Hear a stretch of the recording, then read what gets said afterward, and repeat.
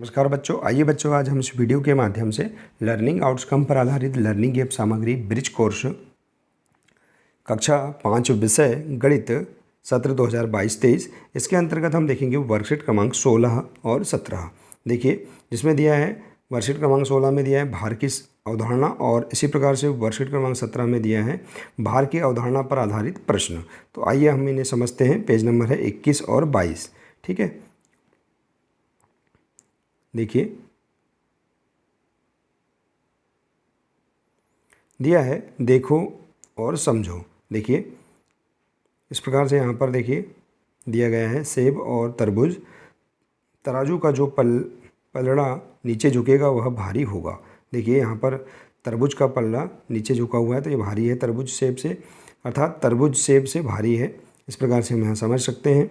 अब अगला उदाहरण है कौन सा पलड़ा नीचे झुकेगा, तीर के निशान से चित्र बनाकर दिखाओ। तो देखिए यहाँ पर दिया है 200 ग्राम और यहाँ 500 ग्राम, इसी प्रकार से यहाँ 100 ग्राम है और 500 ग्राम। तो देखिए यहाँ पर हो जाएगा 700 ग्राम। यह पल्ला झुकेगा तो इस प्रकार से हम यहाँ पर इसमें तीर का निशान लगा देंगे। इसी प्रकार से देखिए अगला दिया है यहाँ 100 ग्राम और यहाँ 200 ग्राम, यहाँ 50 ग्राम और यहाँ 100 ग्राम। तो देखिए यह अधिक वजन है तो यह पल्ला झुकेगा।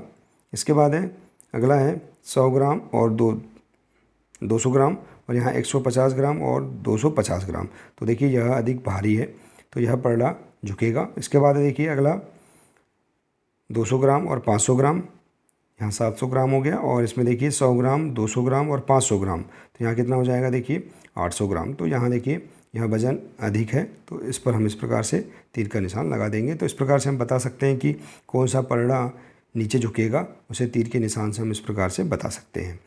इसके बाद है देखिए इनमें से किस पलड़े का वजन 1 किलोग्राम है। तो इनमें से किसी भी पलड़े का वजन 1 किलोग्राम नहीं है।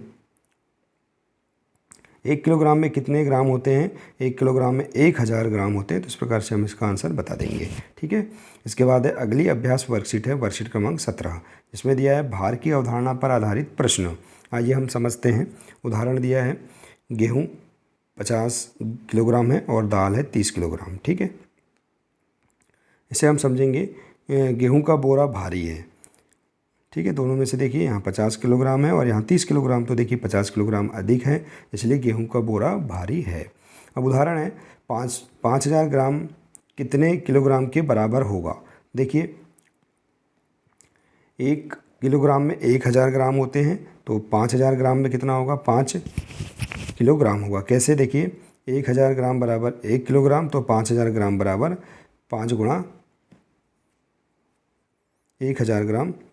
तो देखिए 1000 ग्राम को हम 1 किलोग्राम इस प्रकार से भी इसे समझेंगे तो 5 एकम 5 किलोग्राम। ठीक है, तो इस प्रकार से इसे हल कर सकते हैं।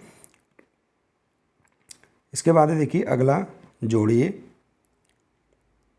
8 किलोग्राम 250 ग्राम में हम जोड़ेंगे 2 किलोग्राम 300 ग्राम। ठीक है, तो देखिए हम ग्राम से ग्राम जोड़ेंगे और किलोग्राम से किलोग्राम, तो 250 ग्राम और 300 ग्राम बराबर 550 ग्राम।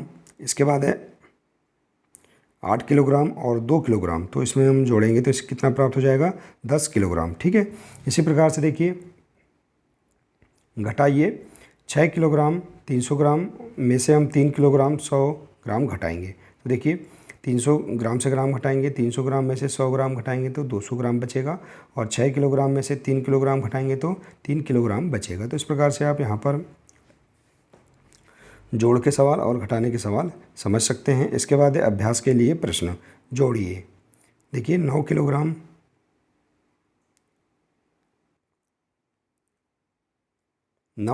200 ग्राम में हम 2 किलोग्राम 100 ग्राम को जोड़ेंगे। तो ग्राम से ग्राम जोड़ते हैं, 200 ग्राम और 100 ग्राम कितना होगा? 300 ग्राम और 9 किलोग्राम और 2 किलोग्राम बराबर 11 किलोग्राम। तो इस प्रकार से आप यहाँ पर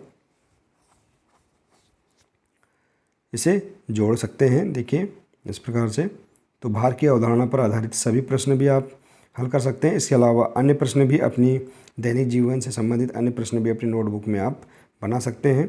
ठीक है बच्चों, देखिए तो इस प्रकार से आप वर्कशीट क्रमांक 16 और 17 इसे बहुत ही आसान तरीके से आप हल कर सकते हैं। आशा है कि आपको ये वर्कशीट समझ में आ गई होंगी। ठीक है बच्चों, मिलते हैं इसी प्रकार से इसके आगे की अन्य वर्कशीटों में। नमस्कार।